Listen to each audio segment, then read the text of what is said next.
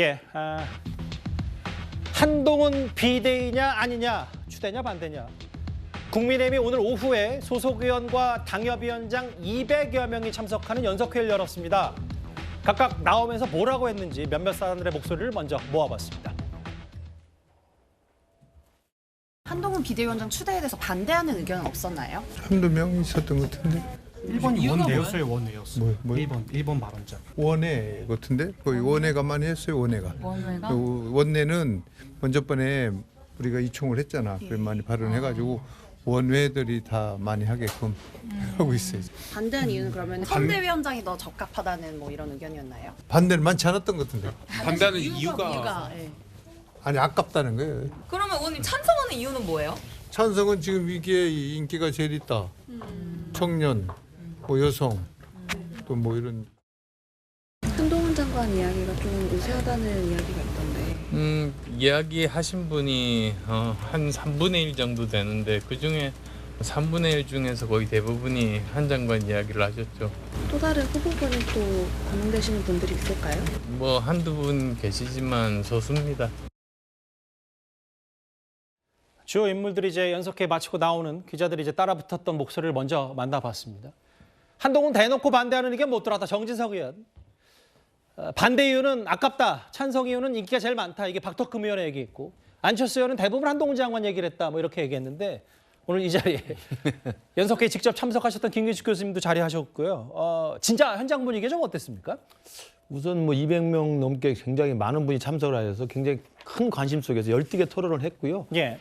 그리고 그 연석회의 하기 전에 당 지도부에서 오늘 여기 나왔던 이야기는 외부에 공개하지 말아달라라고 신신당부를 했기 때문에 저도 나오면서 기자분들이 물었습니다만 답변하지 않았고요.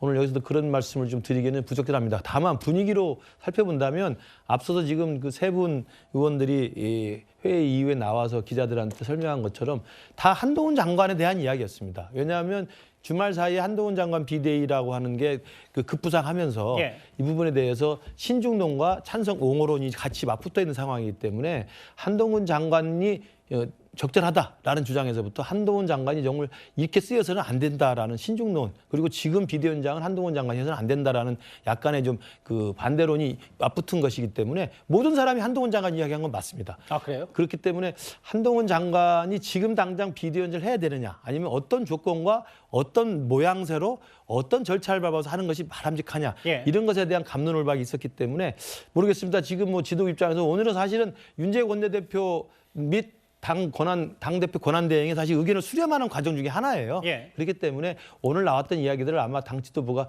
잘 듣고 수렴을 해서 이후의 절차들을 진행할 것이고, 그래서 어떤 분으로 비대위원장을 하는 것이 적절할지를 정하면 그분에 대해서 이야기를 하면서 아마도 절차를 밟아갈 것으로 생각이 됩니다. 원론적인 얘기를 하셔서. 예, 저는 원론적인 이야기 해야지 어떡하겠습니까? 아니, 직접 참석하셨고 김근식 교수께서는 개인적으로 발언 안 하셨어요? 했습니다. 뭐라고 하셨어요? 제가 바라는 건 한동훈 장관이 이러이러한 조건, 이러한 필요 조건 하에서 들어오는 건 찬성한다. 근데 어떤 필요 조건이요? 크게 세 가지를 이야기했습니다. 하나는 예. 지금 한동훈 장관이 비대위원장으로 그냥 막 들어갔을 때는 민주당에 가장 큰 공격거리를 주는 거거든요. 예. 대통령도 검사, 당대표도 검사하면 얼마나 공격을 많이 하겠습니까? 그렇기 때문에 첫 번째 필요 조건은 한동훈 장관이 대통령에게 쓴소리를 할 수 있고 대통령에게 각을 세울 때는 필요하다면 각을 세울 수 있다는 그런 메시지를 먼저 내주는 게 필요합니다. 예. 그러면 우리 수도권 당협위원장도 찬성할 수 있다는 말을 제가 했고요. 두 번째로는 지금 마치 친윤 주류에서 한동훈 장관을 막 이렇게 옹호해서 데려오는 듯한 분위기지 않습니까? 예. 용산의 어떤 뭐 이게 분위기를 막 띄우면서 그렇게 들어오는 것은 더 좋지 않다. 한동훈 장관에게도. 한동훈 장관이 비대위원장으로 온다 해도 그런 모양새가 아니라 수도권 민심을 반영하고 수도권 당협위원장이 요청하는 그런 분위기 속에서 오셔서 영남 기득권 카르텔에 대해서 확실하게 혁신하겠다는 의지를 먼저 보여주는 게 필요하다. 이런 정도의 제가 몇 가지 필요 조건을 이야기했습니다. 일단 어쨌든 한동훈이냐 아니냐로 많이 좁혀졌고 한동훈 이름 석자 얘기가 가장 많이 나왔다는 그럼요. 연석회의 내부에서. 만약에 계획대로라면 원래 연석회의에서 한동훈 장관 추대의 결론이 났었어야 됐고, 그러면 윤재혁 권한대행 원내대표가 한동훈 장관에게 수락 요청을 한 뒤에 비대위원장으로 지명되고 전국이 당원 찬반 투표를 거쳐야 되는데 앞서 자막에 보신 것처럼 오늘도 결론을 내진 못했어요. 여당이 여러 고심 중이고 절차가 좀 남았다는 표현을 애들었었는데, 근데 박원석 의원님 전반적으로 보면 오늘도 결론을 못 냈다는 건 만약에 한동훈 비대위로 밀어붙일 생각이 있었으면 일사천리로 됐을 텐데 뭔가 당에서 한동훈이냐 아니냐 분위기도 있지만 여전히 반대 목소리가 심하다 이렇게 애들러서 짐작할 수는 있는 거 아닌지 모르겠어요. 뭐 김근식 교수께서 다 표현을 안 하셨는데 아마 수도권 원외위원장들 같은 경우에 상당한 우려를 표했을 가능성이 높습니다.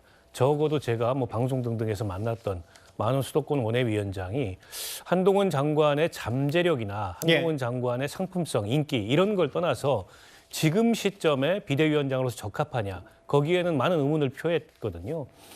지난 강서 재보궐선거 패배 이후에 김기현 당대표 체제가 갈 듯 보였지만은 결국에는 좌초됐고 그 과정에 만들어졌던 혁신위도 이제 빈손으로 종료됐고 그 가운데 어쨌든 이게 당과 대통령실에 관한 관계가 좀 바뀌어야 된다. 대통령의 국정운영 기조가 좀 바뀌어야 되는 총선에 여당의 그 전략을 구사할 공간이 있다 이런 목소리들이 나오고 있는데 한동훈 장관이 비대위원장이 된다는 건 그 가능성을 줄이는 것 아니냐. 워낙에 한동훈 장관의 이미지가 대통령하고 중복되는 데다가 대통령을 가장 가까운 거리에서 보좌해 왔던 측근이기 때문에 이 대통령에게 때로는 좀 불편하지만 쓴소리도 할 수 있어야 되는데 그런 역할을 할 수 있겠냐. 그런 면에서 이게 수직적 관계를 넘어서서 일체화된 당정 관계로 가는 건데 그렇게 되면 내년 총선에서 여당의 운신의 폭은 더 줄어들 텐데 과연 이게 맞는 선택이냐 이런 우려들이 있거든요. 아마 그런 반대의 목소리들이 오늘도 전달이 됐을 거고 한동훈 장관으로서도 본인이 비대위원장이라는 어떻게 보면 상당히 리스크를 감수하면서 나서려면 당의 총의가 모여야 되는데 당의 총의가 모이지 않는 가운데 섣불리 나섰을 경우에 논란만 커지고 자칫하면 실패의 책임을 뒤집어 쓰게 될 수도 있는데 그게 흔쾌하겠냐. 그런 면에서 봤을 때 아직은 좀 시간이 필요하다. 근데 이런 판단을 정무적으로 내린 게 아닌가 싶고 또 예산안 처리도 해야 되거든요. 그럼 뭐 야당하고 이제 밀당을 해야 되는 과정에 있는데 그런 걸로 미루어 봤을 때 한 이번 주말이나 돼야 결론이 나지 않을까 예상합니다. 그 본인에 대한 한동훈 비대위냐 아니냐 이렇게 그 연석회 200명 모여서 여러 감론을 박이 있었는데 공교롭게도 오늘 한동훈 장관이 외부 비공개 일정을 이유로 과천청사 출근하지 않았고 이것 좀 이례적이다. 그리고 마을 변호사 10주년 기념식 법무부 장관의 통상 일정이었는데 여기 인호공 차관을 대신 보냈어요. 내일 혹은 뭐 크리스마스 전후로 비대위원장이 결정되는 거 아니냐. 근데 이 정도라면 김근식 교수님 크리스마스 때 결정되기는 쉽지 않겠네요. 아마 이제 그 윤재욱 권한대행도 오늘도 모두 발언 이야기했습니다만 그다음에 끝나고 아마 기자들 브리핑에서 이야기한 것 같습니다만 절차를 빨리 진행하겠다는 게 우리 당의 입장입니다. 왜냐하면 이게 공백이 된 지도부를 빨리 메꿔서 정리를 해주고 마무리를 해줘야 됩니다. 그렇기 때문에 이게 모든 절차의 한 과정입니다. 지난번에 의원총회 뭐 논란이 있었고 이번에 또 의원과 당협위원장 연석회의를 했고 아마 원로들 중진들 의견도 들을 것이고요. 다 들었습니다. 그래서 저는 전반적으로 절차대로는 빨리 진행할 것으로 보이고 그렇다고 한다면 연말 연초는 적어도 늦지 않게 지나가면서 비대위원장으로 모실 분들을 모셔오는 게 맞을 것 같고요. 결론은 그렇게 생각합니다. 오늘 많은 분이 발언했고 많은 분들이 약간의 온도 차이가 있었습니다만 한동훈으로 해야 된다고 한다면 어떤 모양새와 어떤 조건과 어떤 그 전제하에서 한동훈 장관 해야 될지에 대해서 당이 이제는 좀 목소리를 좀 낼 필요가 있다. 저는 그런 의견으로 많이 말씀을 드렸고 실제로 적지 않은 분들 한동훈 장관 사용 설명법에 대한 신중 넓현 적지 않은 수도권 또 서울 이 원외 당협위원장은 되게 그런 부분으로 의견이 모아졌다고 말씀드립니다. 그러니까 이제 추대할 땐 하더라도 뭔가 그렇죠. 모양새를 잘 갖추는 게 중요하다는 게 오늘 공통된 의견이다. 왜냐하면 지금 강서구청장 패배도 결국은 용산이 스위치 누르면 다 된 거 아니었느냐라는 것이 민심이 이제 등을 돌리면서 회초리를 맞은 거 아닙니까? 그다음에 김기현 대표가 결국은 어렵사리 사퇴하고 장제원 의원도 어렵사리 불출난 것도 그런 부분에 대한 우리 당의 문제의식이 발로 돼서 그렇게 된 거거든요. 그런 빈자리에 비대위원장이 오는데 똑같은 방식으로 이게 윤심이다. 이게 뭐 윤핵관들의 핵심 그 오더다 이런 식으로 내려오는 모양새라고 한다면 이건 사실은 똑같은 내용이 되는 거거든요. 그래서 저는 모양새를 잘 갖추는 당 지도부에 좀 현명한 그런 선택이 있어야 된다고 생각합니다. 그러니까 이른바 김기현 체제에 대한 반성도 제대로 하면서 데려와야 된다. 뭐 이 말씀하신 것 같아요.